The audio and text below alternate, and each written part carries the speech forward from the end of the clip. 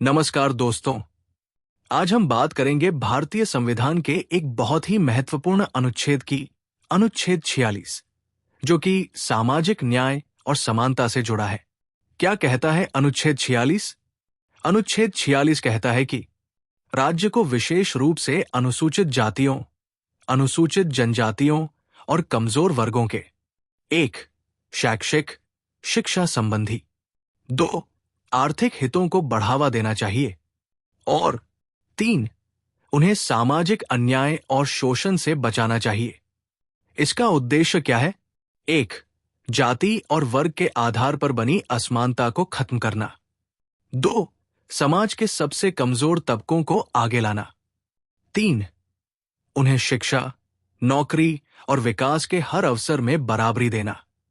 सरकार ने क्या क्या कदम उठाए? 1. आरक्षण शेड्यूल कास्ट के लिए 15% और शेड्यूल ट्राइब के लिए 7.5% आरक्षण नौकरी और शिक्षा में। 2. छात्रवृत्तियां शेड्यूल कास्ट और शेड्यूल ट्राइब छात्रों को प्री मैट्रिक और पोस्ट मैट्रिक स्कॉलरशिप। 3. विशेष स्कूल और हॉस्टल जैसे Eklavya model school. 4. Business loan और ट्रेनिंग शेड्यूल कास्ट और शेड्यूल ट्राइब उद्यमियों के लिए स्टैंड अप इंडिया योजना। 5. वित्तीय सहायता विशेष विकास निगमों के जरिए सस्ते लोन और प्रशिक्षण। महत्वपूर्ण न्यायिक फैसले, case law. 1. Indira Sahni case 1992, पिछड़े वर्गों के लिए आरक्षण को सही ठहराया गया। अनुच्छेद 46 को आधार बताया गया। 2.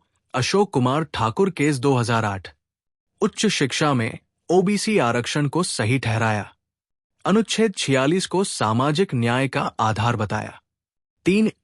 एम थॉमस केस 1976, प्रमोशन में ढील देना वैध माना गया।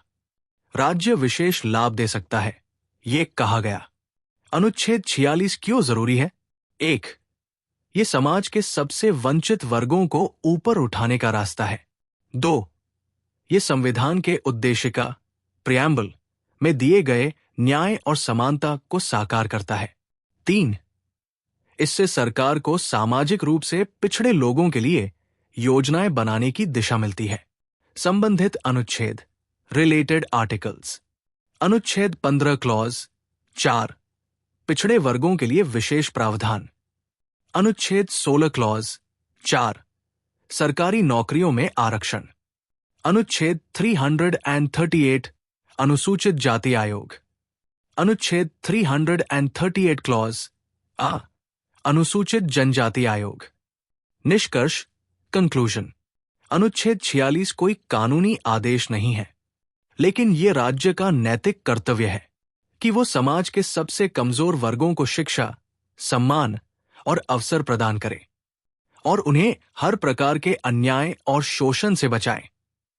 अगर आप चाहते हैं कि हर नागरिक को समान अवसर मिले, तो इस अनुच्छेद की भावना को समझना और अपनाना जरूरी है। अगर ये वीडियो आपको पसंद आया हो तो लाइक जरूर करें, शेयर करें उन दोस्तों के साथ जिन्हें यूपीएससी, लॉ या जनरल नॉलेज की तैयारी करनी है। और हाँ, सब्सक्राइब करें।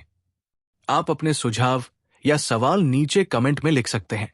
यूपीएससी एंड कॉम्पिटिटिव एग्जाम की गाइडेंस या मेंटरशिप के लिए संपर्क करें। Our contact information is given in description. धन्यवाद। मैं हूं कृणाल ठाकुर।